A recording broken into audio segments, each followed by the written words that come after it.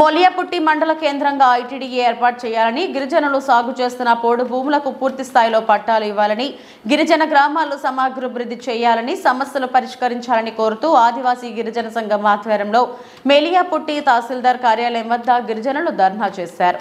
ఈ సందర్భంగా సంఘం నాయకులు మాట్లాడుతూ ఐటీడీఏ ఉన్న సీతంపేట జిల్లాలో విభజన వలన మన్యం పార్వతీపురం జిల్లాకు వెళ్లిపోవడంతో శ్రీకాకుళం జిల్లాలో ఐటీడీఏ లేదని, శ్రీకాకుళం జిల్లాలో మొలియాపుట్టి మండల కేంద్రంగా ఐటీడీఏ ఏర్పాటు చేస్తే గిరిజనులు సమగ్రాభివృద్ధికి తోడ్పడుతుందని అన్నారు.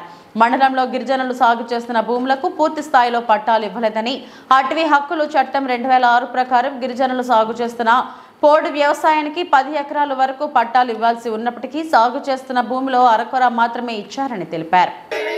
గిరిజన గ్రామాలకు బస్ సౌకర్యం కల్పించాలి. గిరిజన గ్రామాలకు బస్ సౌకర్యం కల్పించాలి. మెలియపుట్టిలో ఐటీడీఏ ఏర్పాటు చేయాలి. మెలియపుట్టిలో ఐటీడీఏ ఏర్పాటు చేయాలి. గిరిజన గ్రామాలను సమగ్ర అభివృద్ధి చేయాలి. గిరిజన గ్రామాలను సమగ్ర అభివృద్ధి చేయాలి. పూర్తి స్థాయిలో పోడు పట్టాలు ఇవ్వాలి. గిరిజనులు సాగు చేస్తున్న భూమికి పూర్తి స్థాయిలో పోడు పట్టాలు ఇవ్వాలి.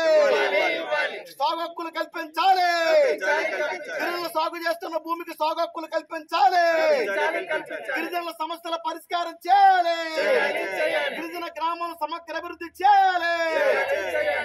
వాటర్ ట్యాంకులు ఏర్పాటు చేసి విద్యుత్ కనెక్షన్లు ఇవ్వాలి. గిరిజన గ్రామాల్లో వాటర్ ట్యాంకులు ఏర్పాటు చేసి విద్యుత్ కనెక్షన్లు ఇవ్వాలి. ఆదివాసీ గిరిజన సంఘం వర్ధిల్లాలి. ఆదివాసీ గిరిజన సంఘం వర్ధిల్లాలి. గిరిజన హక్కులు కాపాడాలి. గిరిజన పంచాయతీలు ఫిక్స్ షెడ్యూల్లో చేర్చాలి. మెలియపుట్టిలో ఐటీడీఏ ఏర్పాటు చేయాలి. శ్రీకాకుళం జిల్లాలో ఐటీడీఏ ఏర్పాటు చేయాలి. శ్రీకాకుళం జిల్లా మెలియపుట్టిలో ఐటీడీఏ ఏర్పాటు చేయాలి. శ్రీకాకుళం జిల్లాలో ఐటీడీఏ ఏర్పాటు చేయాలి.